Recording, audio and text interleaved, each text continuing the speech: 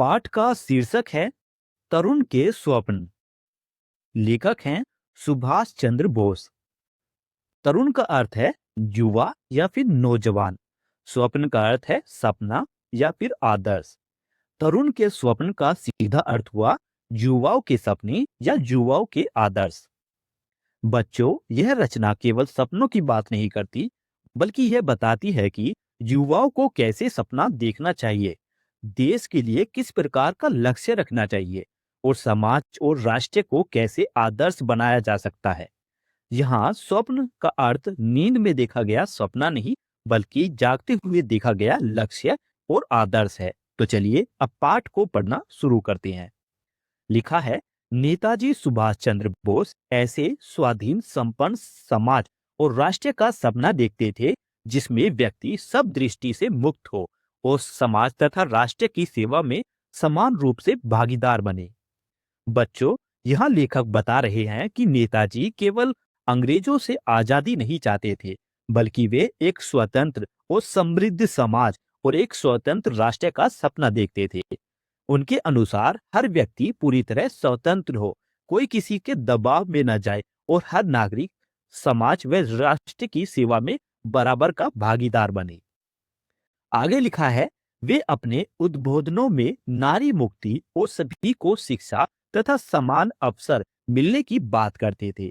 यानी नेताजी अपने उद्बोधनों यानी भाषणों में वह यह जोर देकर कहते थे कि इस महिलाओं को पूरी आजादी मिले, हर व्यक्ति को शिक्षा प्राप्त करने का अधिकार हो, किसी को के साथ भेदभाव ना हो और सबको आगे बढ़ने का समान अवसर मिले। अपना यह स्वप्न वे युवाओं को सौंपना चाहते थे, जिससे आदर्श समाज और आदर्श राष्ट्र का रूप साकार हो सके। यानी नेताजी मानते थे कि युवा ही देश का भविष्य है, इसलिए वे अपना सपना युवाओं को देखना चाहते थे ताकि एक आदर्श समाज बने और एक आदर्श राष्ट्र का निर्माण हो सके। आइए अब हम नेताजी के उस उद्बोधन के विषय में जानते हैं जो उन्होंने मेदिनीपुर जिले युवक सम्मेलन में 29 दिसंबर 1929 को युवाओं को संबोधित करते हुए प्रकट किया था। यह पंक्ति बताती है कि आगे जो भाषण दिया गया है वे नेताजी ने 29 दिसंबर 1929 को मेदिनीपुर जिले युवक सम्मेलन में युवाओं को संबोधित करते हुए दिया था। तो चलिए भाषण को पढ़ना शुरू करते हैं। लिखा है, स्वप्न तो अनेकों ने देखा। यहाँ पर नेताजी कह रहे हैं कि सपने तो बहुत लोगों ने देखे हैं। सपना देखना कोई नई बात नहीं है, लेकिन हमारे नेता स्वर्गीय देशबंधु चित्तरंजन दास ने भी एक सपना देखा था। यहाँ नेताजी अपने गुरु देशबंधु चित्तरंजन दास को याद करते हुए कहते हैं कि उन्होंने भी देश के लिए एक महान सपना देखा था। वही स्वप्न उनकी शक्ति का उत्सव बना और उनके आनंद का निर्झर रहा। अर्थात वही सपना उनकी शक्ति का स्रोत बना, वही सपना उन्हें निरंतर आनंद देता रहा। सपना इंसान को ऊर्जा और खुशी देता है। उनके स्वप्न के उत्तराधिकारी आज हम हैं। यहाँ पर नेताजी कह रहे हैं कि आज उस सपने को आगे बढ़ाने की जिम्मेदारी हमारी है। इसलिए हमारा भी अपना एक स्वप्न है कि अर्थात हम ये जिम्मेदारी अब हमारी है। जो सपना भी हमारा होना चाहिए, तो सपना भी हमारा होना चाहिए और इसे सपने को आगे अब हमें बढ़ाना है। इसी स्वप्न की प्रेरणा से हम उठते हैं, बैठते हैं, चलते हैं, फिरते हैं और लिखते हैं, भाषण देते हैं, काम काज करते हैं। यहाँ पर नेताजी कहते हैं कि यही सपना हमें हर काम करने की प्रेरणा देता है। हमारा हर कार्य इसी आदर्श से जुड़ा है। वह स्वप्न या आदर्श क्या है? यहाँ यह एक प्रश्न है जिसे नेताजी आगे अपने सपने को स्पष्ट करते हैं। आगे वो कहते हैं कि हम चाहते हैं एक नया स्वाधीन संपन्न समाज और उस पर एक स्वाधीन राष्ट्र। यहाँ पर नेताजी स्पष्ट कहते हैं कि हम हर दृष्टि से संपूर्ण समाज चाहते हैं और उसी पर आधारित एक स्वतंत्र, एक आजाद राष्ट्र है। उस समाज में व्यक्ति सब दृष्टियों से मुक्त हो तथा समाज में दबाव से वे मरे नहीं। मतलब यहाँ पर नेताजी कह रहे हैं कि व्यक्ति सामाजिक दबावों में ना जाए। हमें एक ऐसा राष्ट्र चाहिए, एक ऐसा देश हो जहां पर व्यक्ति किसी के दबाव में न जिए, उसकी आजादी, सोच और व्यक्तित्व हमेशा बना रहे। आगे लिखा है, उस समाज में जाति भेद का स्थान नहीं हो। नेताजी यहाँ जाति प्रथा का विरोध करते हैं और समानता की बात करते हैं। उस समाज में नारी मुक्त होकर समाज एवं राष्ट्र के पुरुषों की तरह समान अधिकार का उपभोग करे और समाज तथा राष्ट्र की सेवा में समान रूप से हिस्सा ले। यहाँ पर नेताजी महिलाओं के बारे में कह रहे हैं कि महिलाओं को पुरुषों के समान अवसर, समान अधिकार और अवसर मिलने चाहिए। यही नेताजी का विचार है। उस समाज में अर्थ की विषमता ना हो, अर्थात अमीर गरीब का अंतर ना हो, आर्थिक समानता हो। उस समाज में प्रत्येक व्यक्ति शिक्षा और उन्नति का समान अवसर पाए, मतलब हर व्यक्ति को शिक्षा और आगे बढ़ने का समान अवसर मिलना चाहिए। जिस समाज में श्रम और कर्म की पूरी मर्यादा होगी और आलसी तथा अकर्मण्य के लिए कोई स्थान नहीं रहेगा। यहाँ पर नेताजी एक ऐसे राष्ट्र का सपना देख रहे हैं जहां मेहनत का सम्मान होगा और आलस्य का कोई स्थान नहीं होगा। वह राष्ट्र किसी भी विभाजित प्रभाव से हर प्रकार से मुक्त रहेगा, मतलब ऐसा राष्ट्र विदेशी प्रभाव से पूरी तरह आजाद होगा।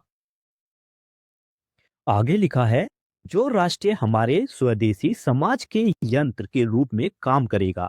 बच्चों, यहाँ नेताजी कहते हैं कि राष्ट्रीय समाज से अलग कोई चीज नहीं है। राष्ट्रीय एक यंत्र की तरह है जो स्वदेशी समाज को चलाने और मजबूत करने का काम करेगा, यानी समाज आधार है और राष्ट्र उसका साधन। सर्वोपरि वह समाज और राष्ट्रीय भारतवासियों का अभाव मिटेगा, अर्थात ऐसा समाज और राष्ट्र भारतीयों की गरीबी, अज्ञान, पिछड़ेपन जैसे अभावों को दूर करेगा। यह राष्ट्रीय जनता के दुख दूर करने के लिए होगा। यह भारतवासियों के आदर्श को सार्थक बनाकर ही स्थिर नहीं होगा। नेताजी कहते हैं कि यह राष्ट्रीय केवल भारतीयों के आदर्शों को पूरा करके ही संतुष्ट नहीं होगा, यही रुक नहीं जाएगा, बल्कि विश्व मानव के समक्ष आदर्श समाज और आदर्श राष्ट्र के रूप में गणनीय होगा। मतलब यह समाज और राष्ट्र पूरी दुनिया के सामने एक उदाहरण बनेगा। भारत विश्व के लिए एक प्रेरणा बनेगा। मैं ऐसे समाज और ऐसे राष्ट्र का ही सपना देखता हूँ। नेताजी यहाँ स्पष्ट कहती हैं कि यही सपना उन्होंने हमेशा देखा है और यही उनके जीवन का लक्ष्य है। यह स्वप्न मेरे समक्ष नित्य एवं अखंड सत्य है।